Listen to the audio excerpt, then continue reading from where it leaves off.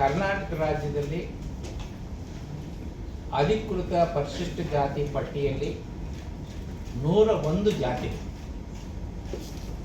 ಅದರಲ್ಲಿ ಆದಿ ಕರ್ನಾಟಕ, ಆದಿ ದ್ರಾವಿಡ, ಆಂಧ್ರ ಅಂತಾನು ನಮೂದು ಮಾಡಿ ರಾಜ್ಯದಲ್ಲಿ 2011ರ ಜನಗಣತಿಯ ಪ್ರಕಾರ 44.5 ಲಕ್ಷ ಜನ ಪರಿಶಿಷ್ಟ ಜಾತಿಗೆ ಸೇರಿದವರು ನಾವು ಆದಿ ಕರ್ನಾಟಕ, ಆದಿ ದ್ರಾವಿಡ, ಆದಿ ಆಂಧ್ರ ಅಂತ ಬರ್ಸ್ಕೊತೀವಿ.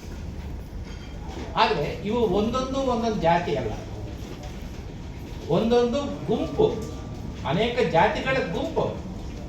ಕೆಲವು ಜಿಲ್ಲೆಗಳಲ್ಲಿ ಹೊಲೆಯರು ಏಕೆ ಅಂತ ಬರೆಸಿದ್ದಾರೆ, ಮಾದಿಗರು ಹೋದೆ ಅಂತ ಬರೆಸಿದ್ದಾರೆ, ಬೋವಿ ಬರೆಸಿದ್ದಾರೆ, ಕೊರಚ ಬರೆಸಿದ್ದಾರೆ. ಇದು ಸೆಗ್ರಿಗೇಟ್ ಮಾಡಬೇಕು ಅನ್ನೋದು ಒಂದು ಕಾಲಮ್ ನಾವು ಇಟ್ಟಿದ್ದು. ಹಾಗಾಗಿ ನಾವು ಪ್ರತಿಯೊಬ್ಬರನ್ನು ನೀವು ಹೇಳಿ, ಆದರೆ ನಮ್ಮ ಎಕ್ಸ್ಪೀರಿಯನ್ಸ್ ಇಂದ ಫೀಲ್ಡ್ ವರ್ಕ್ ಇಂದ ಬಂದ ರಿಪೋರ್ಟ್ ಏನು ಅಂತಂದ್ರೆ ನೀವು ಹೇಳಿದಂಗೆ ಅವ್ರು ಹೇಳ್ತಾರೆ.